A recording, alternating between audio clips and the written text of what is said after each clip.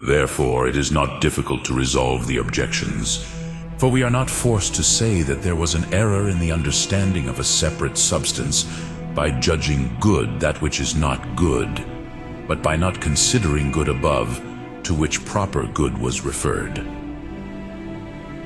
Indeed, the reason for this inconsideration could be that the will is intensely turned to its own good, for it is free to turn the will to this or that. It is also clear that he did not desire any good, but one which was proper to himself. But in this was the sin, that he omitted the higher good, to which he ought to have been ordained. For just as in us there is sin from the fact that we desire inferior goods, that is to say of the body, without the order of reason, so in the devil there was sin from this, that he did not refer his own good to the divine good.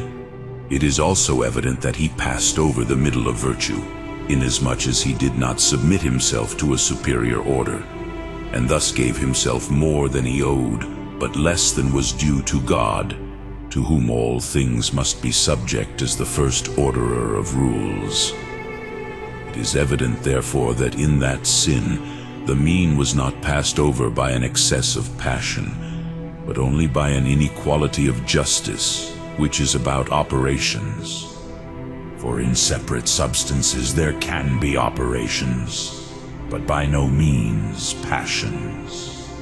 Nor is it necessary, if there can be no defect in the higher bodies, that for this reason there cannot be sin in separate substances. For bodies, and all things that lack reason, are only acted upon, but do not act by themselves, for they have no dominion over their own actions.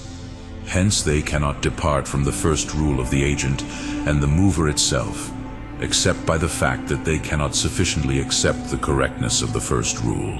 This is due to the indisposition of matter. And for this reason the higher bodies, in which the disorder of matter has no place, can never fail from the rectitude of the first rule. But rational or intellectual substances are not only acted upon, but also act upon their own acts. This indeed is found in them all the more in proportion as their nature is more perfect, for whose nature is more perfect, there is also more perfect virtue in action.